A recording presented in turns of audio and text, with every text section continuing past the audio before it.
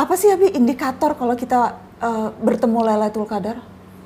Ya, Abi mau terangkan dulu. Apa sih artinya Lailatul Qadar?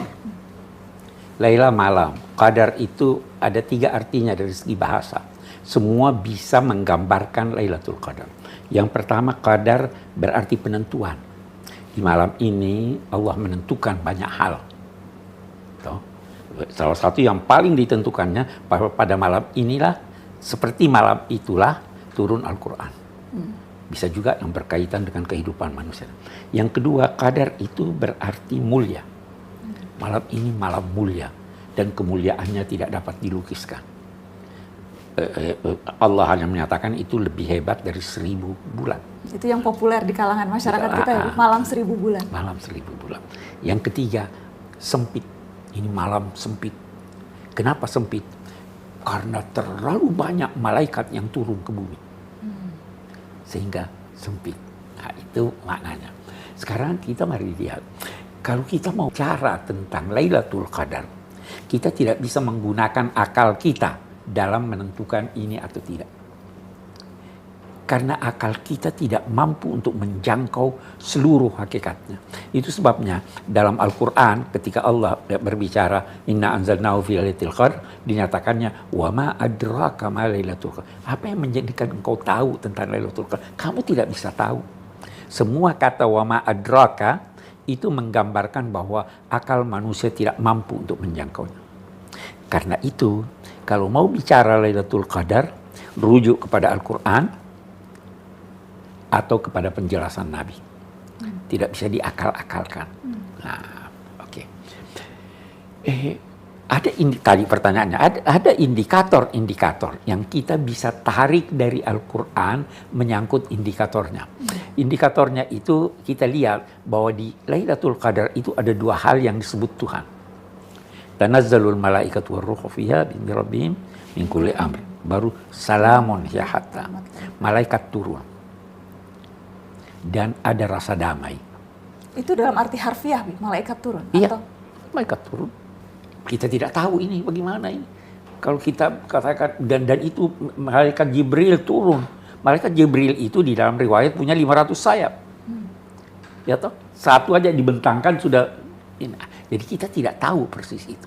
Hanya kita bisa tahu bahwa salah satu fungsi malaikat itu menguatkan jiwa manusia.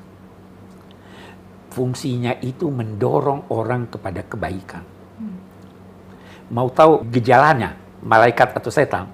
Kalau Anda menemukan sesuatu di jalan, hati kecil ada berkata, kasihan yang punya ini hilang. Mari saya ambil, saya serahkan kepada yang punya, saya cari yang punya. Siapa yang suruh itu? Malaikat. Malaikat. Kalau dikasih ada berkata, wah ini mumpung ada yang lihat, diambil terus itu. Siapa itu? Setan. Setan. Itu fungsi malaikat. Memantapkan kepada kebaikan. Memantapkan dan mendorong kepada kebaikan. Jadi indikator pertama, orang yang pernah bertemu dengan Lailatul Qadar pasti dari saat ke saat meningkat kebaikannya.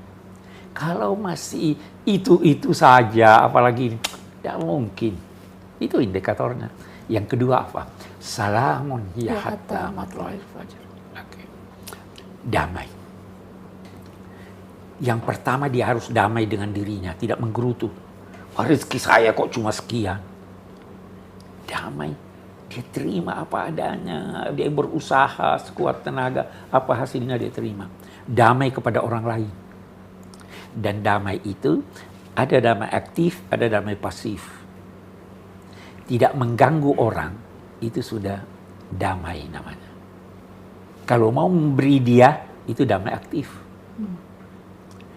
Orang yang bertemu dengan Lailatul Qadar pasti hatinya damai dengan dirinya dan damai dengan orang lain. Kedamaian itu berlanjut. Kalau ayat itu berkata sampai terbitnya fajar, sampai esok hari. Kata ulama tidak. Sampai terbitnya hidupnya yang baru di akhirat. Setelah dia meninggal, dia hidup lagi. Itu fajar hidupnya yang baru.